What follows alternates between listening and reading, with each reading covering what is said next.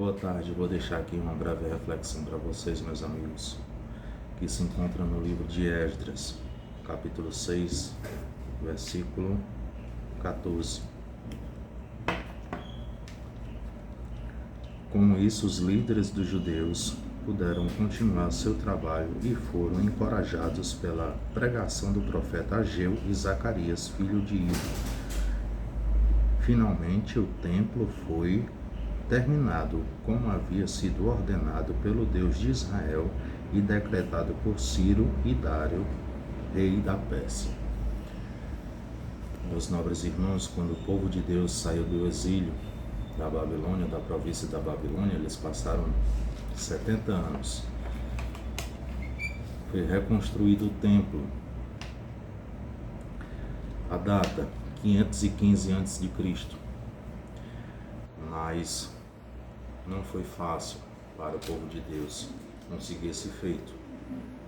Este acontecimento foi um fato importante na vida daqueles exilados que passaram muitas dificuldades na província da Babilônia e retornaram para as suas terras. Mas o povo que habitava na terra dos hebreus naquela época passaram 16 anos impedindo essa reconstrução do templo. Foi diversas dificuldades que o povo de Deus enfrentou para a reconstrução do templo. Dessa forma, o povo de Deus reconstruindo o templo, eles iam trazer de volta aquela velha lembrança que eles tinham, que os seus antepassados tinham, né? O templo do Senhor, para adoração ao Senhor. O sumo sacerdote, ele poderia entrar na presença de Deus, respingar o sangue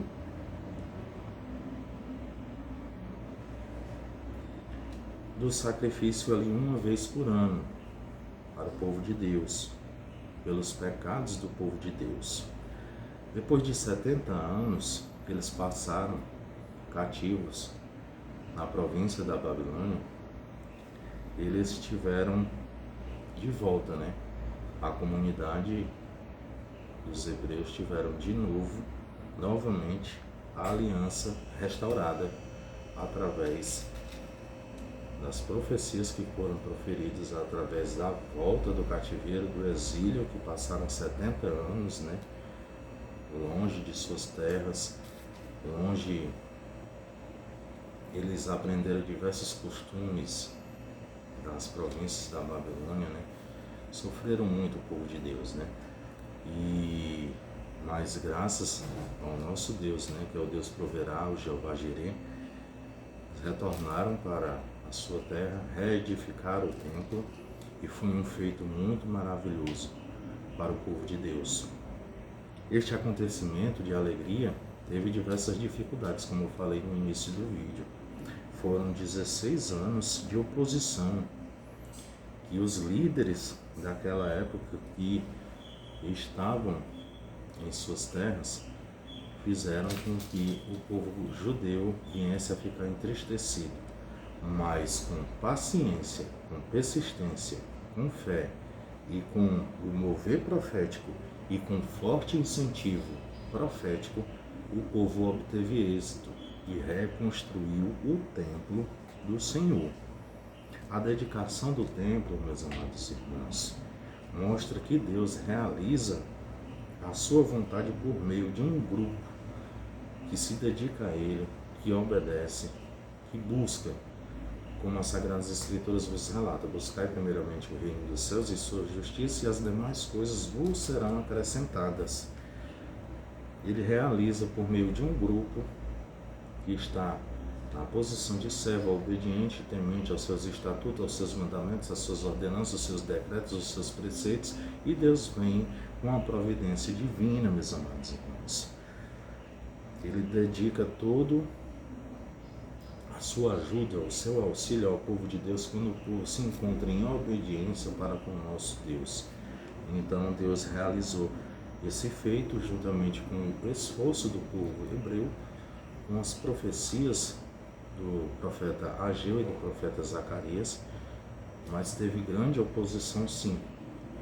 Mas o povo de Deus não se abateu, ficou triste por um certo período os judeus, mas teve êxito sim, este grande feito que foi de grande valia para o povo de Deus naquela época.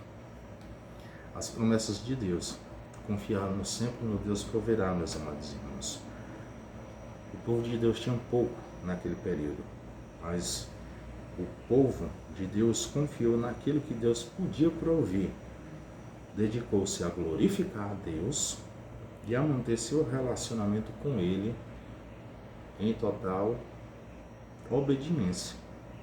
Deus mostrou que exercia o controle dele, a sua soberania, o controle soberano de Deus, e Deus concedeu essa vitória ao povo hebreu que necessitava reerguer o templo para que assim eles pudessem adorar o Senhor Jesus, voltar para a sua terra e viver na comunhão com o nosso Deus, com o Deus dos judeus, né?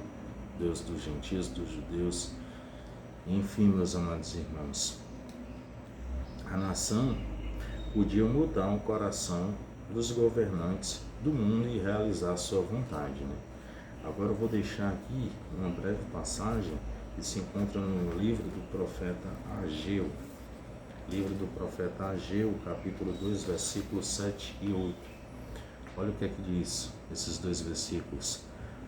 Sacudirei todas as nações e os tesouros das nações virão para este templo. Encherei este lugar de glória, diz o Senhor dos Exércitos. A prata e o ouro me pertencem, diz o Senhor dos Exércitos. Então, meus amados irmãos, não há nada impossível para Deus. Evangelho de Jesus Cristo, segundo escrever o Dr. São Lucas, médico, historiador e evangelista, capítulo 1, versículo 37, diz: porque para Deus nada é impossível. O livro de Deuteronômio, Repetições das Leis, fala no capítulo 28 as bênçãos decorrentes da obediência, né? Quando o crente verdadeiramente está seguindo as ordenanças de Deus, está com a sua vida voltada para o nosso Senhor Jesus Cristo, ele obtém sim a vitória. Deus provê todas as nossas petições, os nossos clamores, as nossas súplicas, Ele atende às nossas orações, né? Então que possamos sempre se dedicar ao Senhor, não com os seus interesses, né? Não somente com interesses, né? Devemos, antes disso tudo, agradecer ao nosso Senhor Jesus, né? Por tudo, pelo fôlego de vida, pela dádiva da vida, pelos livramentos, pela saúde, pelo mantimento, pelas vestimentas, pelo seu emprego, por tudo, né? Rendei graças ao nosso Senhor Jesus por tudo. E devemos sempre buscar a Deus em espírito e em verdade. Deixar outro versículo aqui, meus amados irmãos.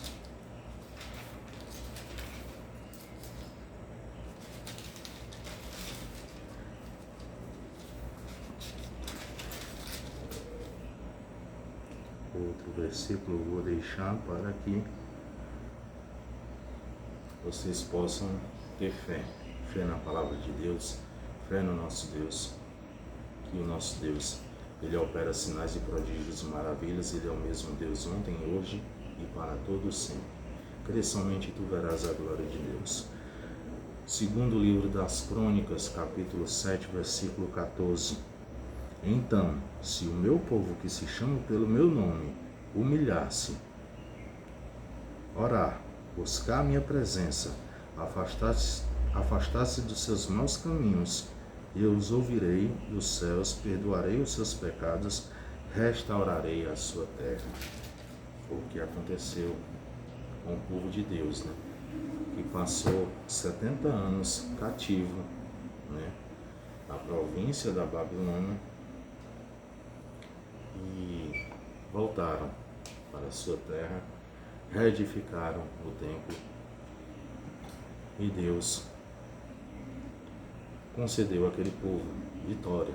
E assim é comigo e com vocês, meus amados irmãos. Se passamos por dificuldades, por batalhas, por peleja, mas creia, meus irmãos, que o nosso Deus é o Deus do impossível. Nosso Deus é um Deus maravilhoso, Ele é rico em misericórdia.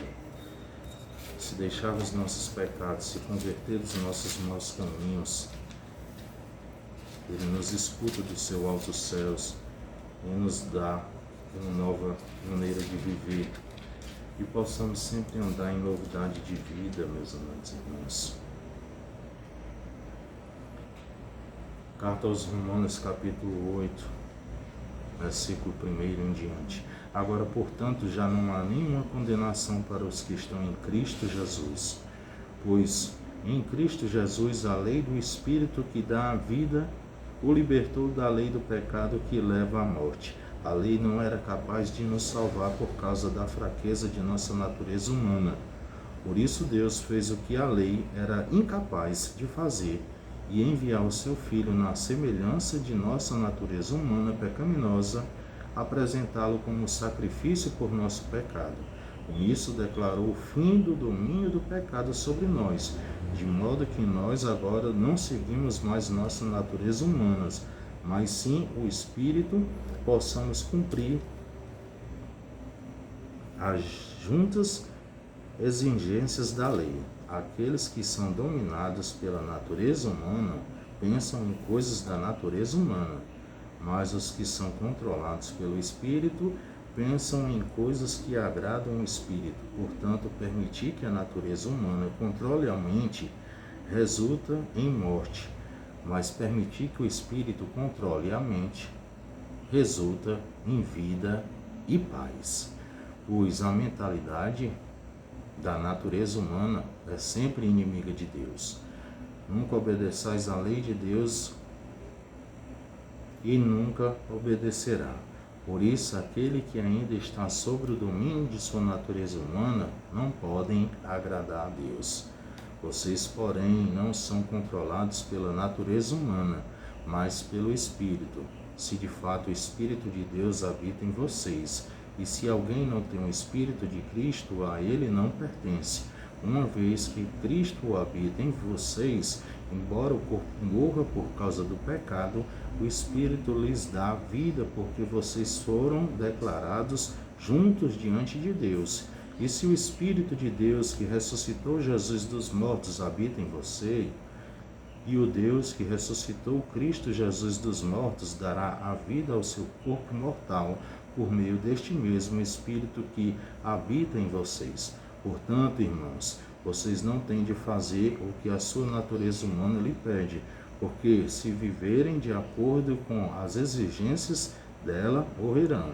Se, contudo, pelo poder do Espírito fizerem morrer as obras do corpo, viverão, porque todos os que são guiados pelo Espírito de Deus são filhos de Deus. Pois vocês não receberam um Espírito que se torne de novo escravos medrosos, mas sim o Espírito de Deus que o adotou com os seus próprios filhos. Agora nós o chamamos Abba Pai, pois o seu Espírito confirma nosso Espírito que somos filhos de Deus. Se somos seus filhos, então somos seus herdeiros, portanto, co-herdeiros com Cristo. Se de fato participamos do seu sofrimento, participaremos também de sua glória. Jesus vos disse, no mundo tereis aflição, mas tende bom ânimo, eu venci o mundo. Graças ao meu bom Deus, nunca faltou nada para mim e nunca vai faltar. Porque o meu Deus é o Deus que provê todas as minhas necessidades. Deus que me dá livramento. Dia após dia, Deus é que me dá o fôlego de vida. Deus é que sustenta a minha pessoa, minha filha, meus pais. Nunca faltou nada e nunca vai faltar, porque eu creio no Deus do impossível. E graças a Deus, meus amados irmãos, sempre buscando a Deus, não com soberba nem com grandiosidade, nem querendo transparecer uma coisa que eu não sou. Sou um mero pecador, meus nobres irmãos. A Bíblia vos diz, todos nós pecamos e fomos destituídos da glória de Deus. Aquele que diz que não peca já é mentiroso. Mas todo dia eu peço perdão a Deus, todo dia eu clamo a Deus, agradeço primeiro a Deus pelo alimento farto na minha mesa, pelas vestimentas, por tudo que Deus tem providenciado na minha vida, pelos livramentos, por ter me tirado de coisas que não conveniam falar, mas Deus, pela sua bondade e sua misericórdia, e através do meu esforço, através da minha dedicação, da minha busca, da minha petição a Deus, graças a Deus eu vivo uma vida pacata, graças a Deus. Não preciso me alcoolizar, não preciso fazer uso de entorpecentes como eu fazia, não preciso mais andar nos prazeres e nos deleites. Neste mundo, aos olhos humanos, aos olhos naturais, são bons, mas o final disso tudo é morte, porque o salário do pecado é morte, as Sagradas Escrituras nos relatam. Então, eu sempre coloco Deus na frente e sempre peço discernimento, sabedoria, prudência, e que Deus venha sempre prover minhas necessidades, e Ele sabe de tudo, o que eu preciso e o que eu necessito. Muitos se afastaram da minha pessoa, meus amados irmãos, mas por quê? Porque não eram verdadeiros amigos. Eram verdadeiros amigos se eles estivessem do meu lado. Muitos me bajulavam, homens, mulheres, porque eu tinha cocaína no meu bolso, porque eu tinha carro, porque eu tinha bebida alcoólica, porque eu morava em hotel, porque eu morava em diversos apartamentos, porque eu tinha condição de ir para uma festa A, para uma festa B. Mas depois que viu as dificuldades, eu fiquei sozinho entre aspas, porque ficou minha família e acima da minha família Deus. E graças a Deus que esses tais sumiram da minha vida, porque veio à tona, né? Que era somente falsidade. E eu rogo a Deus e agradeço a Deus, porque Deus revela o oculto e o escondido. Os olhos do Senhor estão em todo lugar, contemplando os bons e os maus. Então, se eles se afastaram, foi porque Deus afastou, Deus retirou, né? Eu não preciso viver no sistema babilônico, eu não preciso viver no curso desse mundo. O cristão verdadeiro e genuíno, ele vive na contramão do mundo, né? Não sou contra quem bebe, quem faz uso de entorpecentes, não, porque eu fiz, não posso julgar, né? Mateus 7:1, não julgueis para que não sejais julgados, mas eu, a minha pessoa, não sinto mais nenhum prazer nessas coisas mundanas, nesses prazeres imediatos. Eu busco a Deus em oração, numa pregação, num louvor, no estudo da palavra, que é bastante importante. Meditar na palavra, examinar as Escrituras, crescer na graça e no conhecimento, está descrito na Epístola de Pedro. E é isso, fugindo da aparência do mal, resistir ao diabo e ele fugirá de vós. Então, que possamos ter uma tarde abençoada, bom final de semana, ricas bênçãos espirituais e materiais na minha e na sua vida. A paz do Senhor, boa tarde.